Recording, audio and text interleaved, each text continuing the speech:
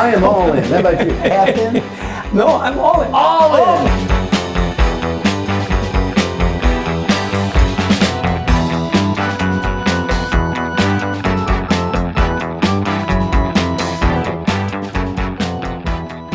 Hi, Chester Elton here with my dear friend Marshall Goldsmith. Great to see you. Yes, great to see you. Number one coach in the world, like 10 years in a row, Hall of Fame, 3 times New York Times bestsellers. And I am so thrilled and so engaged with your stakeholder coaching.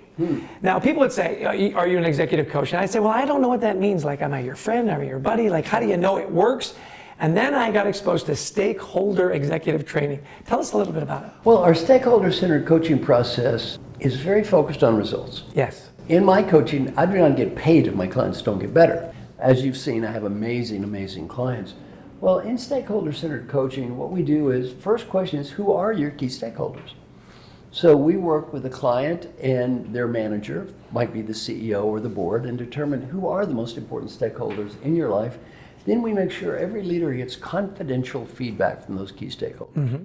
Very, very good confidential feedback. Then the leader, and if their manager is there, and their manager agree. Here are the most important behaviors. And our coaching contract is simple. You need to get better at these behaviors as judged by these people in order for us to get paid. Significant positive change.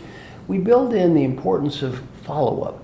And the key variable in stakeholder-centered coaching is not me as a coach working with you as a client. It's you as a client working with your stakeholders.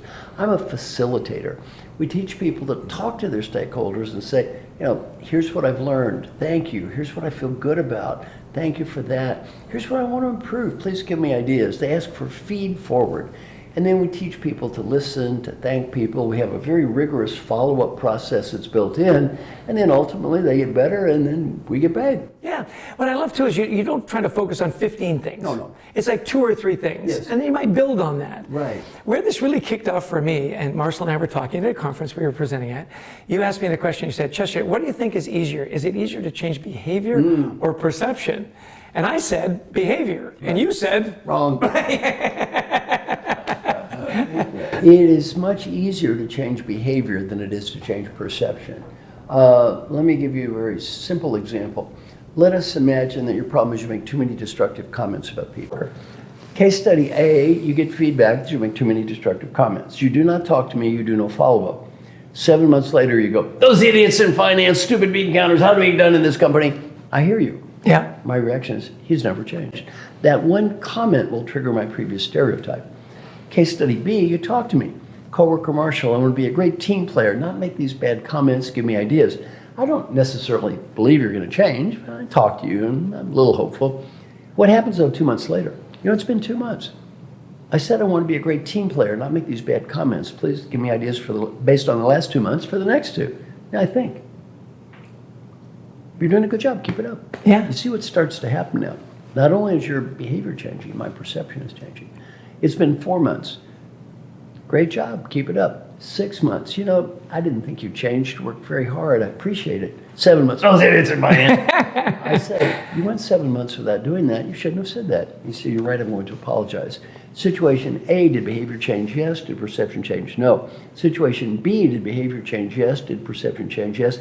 In leadership, it doesn't matter what we think. What we think we said. In leadership, all that matters is what they hear. Exactly. And I love the 3 key elements, courage, humility, and discipline. The courage to know that you've got to change, the humility to ask for help, and then the discipline to follow the program. I mean, it's results-based coaching, and you were so gracious. I've actually gone through, and I'm now a certified coach, and I'm so excited to start my career as an executive coach. I am honored to have you be a member of our coaching organization. And give me one quick reflection as a client who's actually been through this yourself. What's one thing you've learned out of this experience? Well, it's really interesting. As you know, Andy Taylor is my coach, and he's been phenomenal. That discipline was really interesting, to make sure you fill out the weekly sheet, to make sure that you don't defend the feedback. People would give you feedback, you say, well, but, right? But just say, you know what, get the feedback, say thank you. And it was interesting because my team wanted me to be a better communicator. And like you, I presented a lot of conferences. I think I'm a world-class communicator, right? What are you talking about? Who are you talking to out there, you know? And it's simple little things they say, you know, give us a little more than just a yes or a no in an email. Check your spelling. Make sure you're checking in with us more than just once a week, and give us that positive feedback. And I'll tell you, those 2 or 3 little things made a huge difference. One of the things that we adopted that has been the biggest difference is my staff said, look, you're apart. We're all in Utah, you're in New Jersey, you travel a lot. Give us a weekly report. Who did you meet this week? Oh, wow. And so I go Monday, Tuesday, Wednesday, Thursday, Friday, and it keeps them connected. It's really great for me. It's a reminder of who we talk to, who we need to follow up with.